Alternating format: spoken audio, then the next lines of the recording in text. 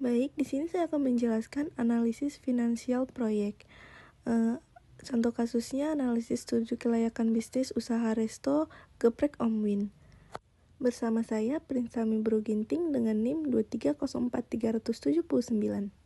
Baik, langsung saja masuk ke sumber pendanaan, di mana pemilik menggunakan sumber dana dari dua sumber, yaitu dana keuangan sendiri dan sisanya yaitu 50 juta rupiah merupakan kredit bank dengan tingkat bunga sebesar 6% per tahun selama 5 tahun.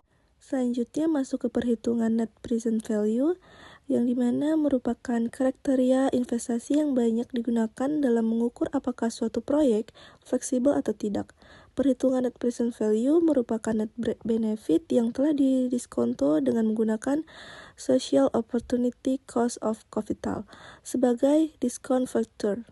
Teman-teman bisa lihat perhitungannya di layar, yang dimana berdasarkan dari hasil perhitungan di atas menunjukkan 50,870 lebih besar daripada 0. Hal ini berarti usaha atau proyek Geprek Om Win layak dan fleksibel untuk diusahakan. Baik, selanjutnya masuk ke perhitungan internal rate of return atau IRR, yang dimana merupakan discount rate yang dapat membuat besaran the net present value atau NPV proyek sama dengan 0. Selanjutnya teman-teman bisa lihat perhitungan internal rate of return di layar. Berdasarkan hasil perhitungan di atas, didapat IRR sebesar 11,91%, yang dimana hasil tersebut lebih besar daripada diskon further 11%. Maka usaha atau proyek Geprek Om Win layak dan fleksibel untuk dijalankan. Lalu kita masuk ke perhitungan net benefit cost ratio. Net benefit cost ratio merupakan perbandingan antara net benefit yang telah didiskonto positif dengan net benefit yang telah didiskon negatif.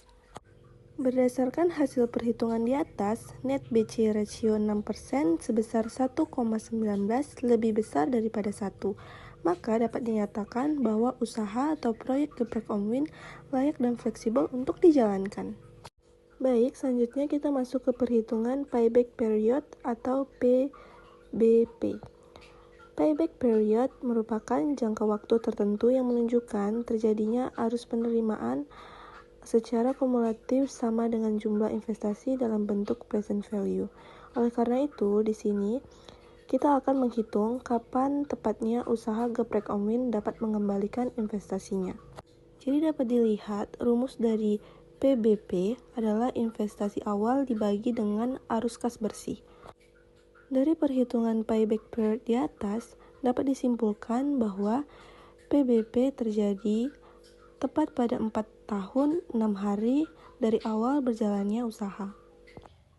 Jadi, berdasarkan hasil dari analisis perhitungan di atas, didapatkan kriteria kelayakan proyek usaha sebagai berikut. Yang pertama itu net present value atau NPV, net benefit cost ratio, lalu payback period, selanjutnya ada internal rate of return.